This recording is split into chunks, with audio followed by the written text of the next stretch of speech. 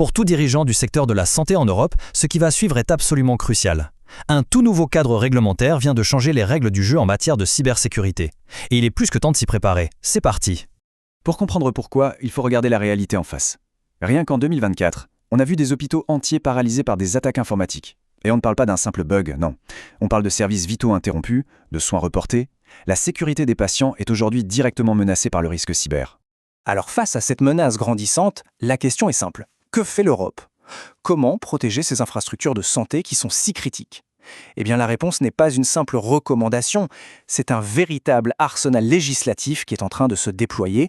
L'Union européenne a en fait bâti ce qu'on peut vraiment appeler un bouclier numérique. Il ne s'agit pas d'une seule loi isolée, mais d'un ensemble de réglementations qui fonctionnent ensemble pour créer une résilience complète, à la fois contre les menaces numériques et physiques. Ce bouclier repose sur 4 piliers. D'abord, la fameuse directive NIS2 qui s'attaque aux risques cyber. Ensuite, la directive CER qui couvre, elle, les risques physiques comme une inondation par exemple. Puis le Cyber Resilience Act ou CRA qui impose la sécurité des produits dès leur conception. Et enfin, le Cyber Securities Act, le CSA, qui crée des certifications à l'échelle européenne. Allez, on commence par la pièce maîtresse du dispositif NIS2. La directive NIS2, c'est donc le nouveau socle, la nouvelle base de la cybersécurité pour le secteur de la santé. Elle est beaucoup plus large, bien plus stricte, et ses conséquences sont bien plus profondes que tout ce qu'on a connu jusqu'ici. Et voilà le premier grand changement. Avec NIS2, tout le secteur de la santé, sans exception, est maintenant classé comme hautement critique. Toutes les organisations deviennent des entités essentielles. Qu'est-ce que ça veut dire ? Ça veut dire que les obligations les plus dures s'appliquent à tout le monde, des grands CHU jusqu'aux plus petits laboratoires. La conformité n'est tout simplement plus une option. Concrètement, qu'est-ce qu'on demande ? L'article 21 de la directive liste 10 mesures clés à mettre en place. Les 5 premières qu'on voit ici posent vraiment les bases de la gouvernance.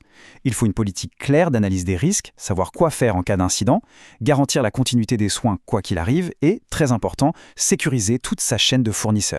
Les 5 autres mesures, elles, sont plus opérationnelles, plus techniques. On parle de tester régulièrement ses défenses, de former tout le personnel à une hygiène informatique de base, d'utiliser du chiffrement, de contrôler très strictement qui a accès à quoi et de généraliser l'authentification multifacteur. Bref, c'est une approche à 360 degrés qui ne laisse rien au hasard. Et si, malgré tout, une attaque survient, la règle d'or, c'est transparence et rapidité. NIS2 impose un calendrier de notification hyper strict. 24 heures pour une première alerte aux autorités, 72 heures pour une notification plus détaillée et 1 mois pour remettre un rapport final complet. La pression pour réagir vite et bien est donc maximale. Et maintenant, attention, on arrive au point qui change absolument tout, surtout pour les membres des conseils d'administration et les comités de direction. Parce que la directive NIS2, elle ne vise pas seulement l'organisation, elle vise aussi, et c'est la grande nouveauté, ses dirigeants, à titre personnel. Le texte est là, noir sur blanc. L'article 32 est sans équivoque. Il dit que les dirigeants peuvent être tenus personnellement responsables en cas de non-conformité. Fini le temps où l'on pouvait simplement déléguer la cyber aux services informatiques. La responsabilité remonte tout en haut. Et comme si la responsabilité personnelle ne suffisait pas, les sanctions financières sont, disons, très dissuasives. On parle d'un maximum de 10 millions d'euros ou de 2% du chiffre d'affaires mondial de l'année précédente. Et le détail qui tue, c'est que c'est le montant le plus élevé des deux qui sera retenu. La conclusion est donc inévitable. La cybersécurité n'est plus un sujet technique cantonné au département informatique, elle s'installe pour de bon à la table du conseil d'administration. C'est devenu une responsabilité de gouvernance, au même titre que la stratégie financière ou la qualité des soins. Mais NIS2, même si c'est la pièce maîtresse, n'est qu'une partie du bouclier. Pour une protection vraiment totale, l'UE a ajouté d'autres couches qui s'articulent avec elle pour couvrir tous les angles morts. Il y a par exemple la directive CER. C'est le complément parfait de NIS2. Si NIS2 gère les menaces numériques, le hacking, les ransomware, CER, elle, s'occupe de tout le reste. Les risques physiques, les pannes de courant, les catastrophes naturelles, le sabotage. Ensemble, elles garantissent la continuité des services, quelle que soit la crise. Ensuite, on a le Cyber Resilience Act, le CRA. Lui, il s'attaque aux problèmes à la source. Il oblige les fabricants à intégrer la sécurité dès la conception de leurs produits. Pensez à un appareil d'imagerie médicale ou un logiciel de gestion des dossiers patients. 2 mois, ils devront être sécurisés par défaut.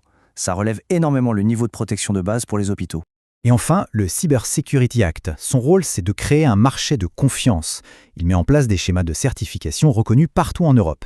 En pratique, ça permettra aux hôpitaux de repérer facilement les produits et services qui ont été audités et dont la sécurité est garantie. Ça simplifiera beaucoup les décisions d'achat. Et Et attention, tout ça arrive très vite. La transposition de NIS2 dans le droit national, c'est pour octobre 2024, c'est demain. Les plans de résilience de la directive CER doivent être prêts pour début 2026, et le CRA s'appliquera pleinement en 2027. Le compte à rebours a bel et bien commencé. La conclusion est donc simple. Ce nouveau cadre réglementaire européen est là, il est exigeant et il engage directement la responsabilité des dirigeants. La seule question qui reste à se poser est donc la suivante. Les organisations, et surtout leurs leaders, sont-ils réellement préparés à ce changement ?